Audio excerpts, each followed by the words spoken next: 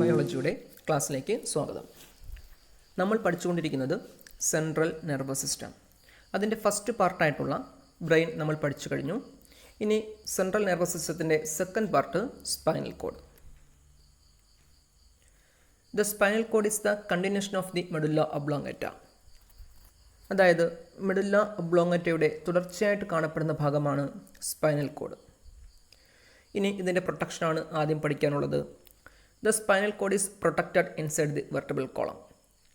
അതായത് നട്ടെല്ലിന് അകത്താണ് സ്പൈനൽ കോഡിനെ സംരക്ഷിച്ചിരിക്കുന്നത്. Like the brain, the spinal cord is also covered by meninges. ബ്രെയിനെ കവർ ചെയ്തുകൊണ്ട് a 3 layered membrane called meninges അതുള്ളതുപോലെ ഇവിടെയും സ്പൈനൽ കോഡിനെ കവർ ചെയ്തുകൊണ്ട് മെനിഞ്ചസ് കാണപ്പെടുന്നു. എന്താണോ ബ്രെയിനിൽ മെനിഞ്ചസ് ഫംഗ്ഷൻ ചെയ്യുന്നത് അതേ ഫംഗ്ഷൻ തന്നെയാണ് സ്പൈനൽ കോഡിലും മെനിഞ്ചസ് ചെയ്യുന്നത്. The central canal seen in the center of the spinal cord is also filled with cerebrospinal fluid. ബ്രെയിനിൽ നമ്മൾ സെറിബ്രോസ്പൈനൽ ഫ്ലൂയിഡ് പഠിച്ചു, അതിൻ്റെ ഫംഗ്ഷനും പഠിച്ചു. അതേ ഫംഗ്ഷൻ തന്നെയാണ് ഇവിടെയുമുള്ളത്. എന്നാൽ ഇവിടെ സ്പൈനൽ കോഡിൽ സെറിബ്രോസ്പൈനൽ ഫ്ലൂയിഡ് കാണപ്പെടുന്നത് സെൻട്രൽ കനാലിലാണ്. In the spinal cord white matter is seen outside and grey matter is seen inside. Spinal കോഡിൽ വൈറ്റ് മാറ്റർ കാണപ്പെടുന്നത് പുറം ഭാഗത്തും ഗ്രേ മാറ്റർ കാണപ്പെടുന്നത് ഇൻസൈഡിലുമാണ്. അതായത് ആക്സോണിനെ കവർ ചെയ്തുകൊണ്ട് മൈലിൻ ഷീത്ത് ഉള്ള ഭാഗമാണ് വൈറ്റ് മാറ്ററും, ആക്സോൺ ഇല്ലാത്ത അതായത് സെൽ ബോഡിയും ഡെൻഡ്രോണും ഡെൻഡ്രൈറ്റും കാണപ്പെടുന്ന ഭാഗമാണ് ഗ്രേ മാറ്റർ. ഓക്കെ, ദാ ഇവിടെ കൊടുത്തേക്കുന്നത് സ്പൈനൽ കോഡിൻ്റെ ക്രോസ് സെക്ഷനാണ്. ഇനി സ്പൈനൽ കോഡിൽ നിന്നും പുറത്തേക്ക് വരുന്ന നെർവ്സിനെ കുറിച്ചാണ് നമ്മൾ പഠിക്കാൻ പോകുന്നത്. അതോടൊപ്പം സ്പൈനൽ കോഡിൻ്റെ ഫംഗ്ഷനും. There are 31 pairs of spinal nerves arising from the spinal cord. Spinal കോഡിൽ നിന്നും 31 ജോഡി സ്പൈനൽ നെർവ്സ് രൂപപ്പെടുന്നുണ്ട്. A dorsal root and a ventral root joint form a spinal nerve. അതായത് സ്പൈനൽ കോഡിൽ നിന്നും ഡോർസൽ റൂട്ടും വെൻട്രൽ റൂട്ടും നമുക്ക് കാണാൻ കഴിയും. ഇത് രണ്ടും കൂടെ കൂടിച്ചേർന്നാണ് എന്ത് ഫോം ചെയ്യുന്നത്? ഒരു സ്പൈനൽ നെർവ് ഫോം ചെയ്യുന്നത്. അതേപോലെ 31 സ്പൈനൽ നെർവ് ഫോം ചെയ്യുന്നുണ്ട്. Sensory impulses reach the spinal cord through the dorsal root. അതായത് സംവേദ ആവേഗങ്ങൾ എന്ന് പറഞ്ഞാൽ സെൻസറി ഇമ്പൾസ് നമുക്കറിയാം. എക്സാമ്പിൾ പറയുകയാണെങ്കിൽ നമ്മുടെ കാലിലൊരു മുള്ളു കൊണ്ടു. അവിടെ നിന്നും കാലിൽ നിന്നും ഉണ്ടാകുന്ന ഇമ്പൾസ് സെൻസറി നെർവ് വഴി സ്പൈനൽ കോഡിലേക്ക് പ്രവേശിക്കുന്നത് ഡോർസൽ റൂട്ട് വഴിയും. അതോടൊപ്പം തന്നെ motor impulses go out of the spinal cord through the ventral root. Spinal കോഡിൽ നിന്നുമുള്ള നിർദ്ദേശങ്ങൾ ആ മുള്ളുകൊണ്ട ഭാഗത്തേക്ക് കൊടുക്കുന്ന പാർട്ടാണ് ventral root. Okay, impulses from different parts of the body are transmitted to and from the brain through the spinal cord. അതായത് ശരീരത്തിൻ്റെ വിവിധ ഭാഗങ്ങളിൽ നിന്നുള്ള ഇമ്പൾസുകളെ ബ്രെയിനിലേക്കും തിരിച്ചും കൊണ്ടുപോകുന്നത് സ്പൈനൽ കോഡ് വഴിയാണ്. It also coordinates the repeated movements during walking, running etcetera. അതായത് സ്പൈനൽ കോഡിൻ്റെ ഫംഗ്ഷൻ എന്ന് പറയുന്നത് എന്താണ്? നമ്മൾ നടക്കുമ്പോഴും ഓടുമ്പോഴും ഉണ്ടാകുന്ന റിപ്പീറ്റഡ് വാക്കിംഗ്, അതായത് തുടർ ചലനങ്ങളെ നിയന്ത്രിക്കുന്നതും ആരാണ്? ഈ സ്പൈനൽ കോഡാണ്. അതായത് നമ്മുടെ ബ്രെയിൻ അറിയാത്ത കുറച്ച് കാര്യങ്ങൾ ആരും ചെയ്യുന്നുണ്ട്? സ്പൈനൽ കോഡും ചെയ്യുന്നുണ്ട്. ഇനി നമുക്ക് പഠിക്കാനുള്ളത് റിഫ്ലെക്സ് ആക്ഷനെ കുറിച്ചാണ്. നമ്മളിതാ ഈ ചിത്രത്തിൽ കൊടുത്തേക്കുന്നത് ഒരു പെൺകുട്ടിയുടെ നേരെ ഒരു വണ്ട് പറന്നു വരുന്നു. പെട്ടെന്നത് തല തിരിക്കുന്നു. ഒരു ആൺകുട്ടിയുടെ കാലിൽ മുള്ളു കൊള്ളുന്നു. പെട്ടെന്നവൻ കാല് പിൻവലിക്കുന്നു. ഇതുപോലുള്ള നിരവധി അനുഭവങ്ങൾ നമ്മുടെ ജീവിതത്തിലും ഉണ്ടായിട്ടുണ്ട്. ഈ പ്രവർത്തനങ്ങളെ വിളിക്കുന്ന പേരാണ് റിഫ്ലെക്സ് ആക്ഷൻ. അതായത് the accidental and involuntary responses towards stimuli are called reflex actions. They do not happen consciously.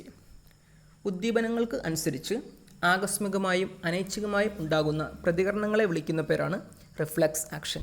ഇതെന്തല്ല, നമ്മുടെ ബോധതലം, അതായത് they do not happen consciously, നമ്മുടെ ബോധതലം അറിഞ്ഞുകൊണ്ടല്ല ഇത് സംഭവിക്കുന്നത്.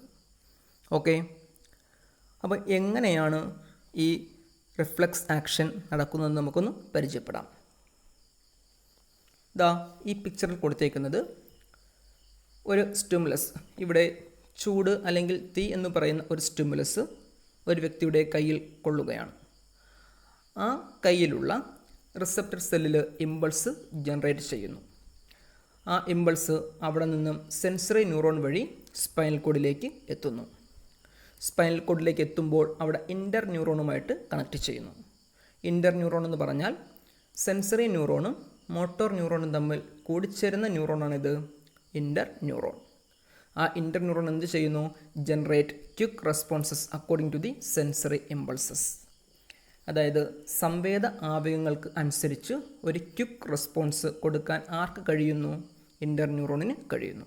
ആ ഇൻ്റർ ന്യൂറോൺ കൊടുത്ത റെസ്പോൺസ് ആര് തിരികെ കൊണ്ടുവരുന്നു? മോട്ടോർ ന്യൂറോൺ തിരികെ കൊണ്ടുവരുന്നു.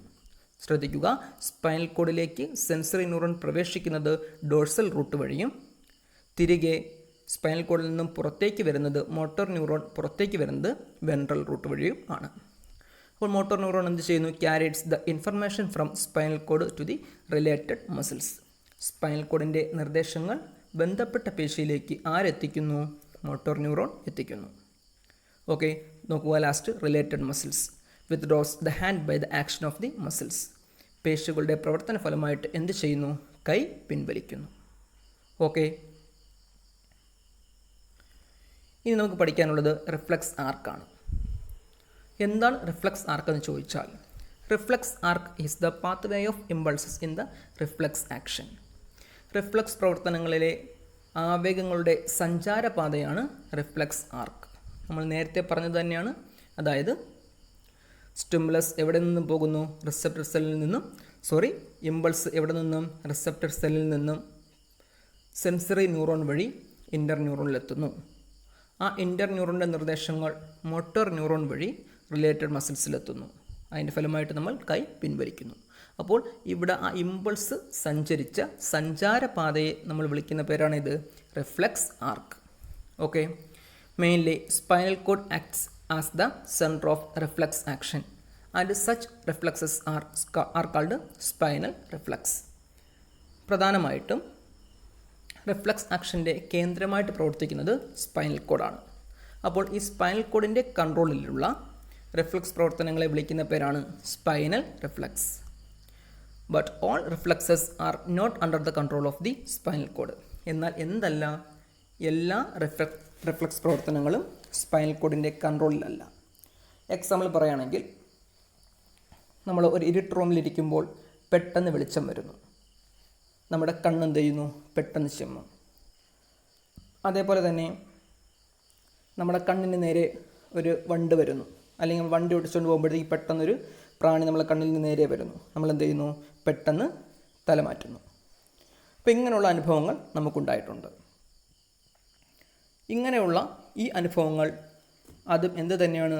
This is also A reflex action. ഇതും റിഫ്ലെക്സ് പ്രവർത്തനങ്ങൾ തന്നെയാണ്. Such reflexes under the control of the cerebrum are called cerebral reflexes. അതായത് ഈ റിഫ്ലെക്സ് പ്രവർത്തനങ്ങൾക്ക് എന്താണ്?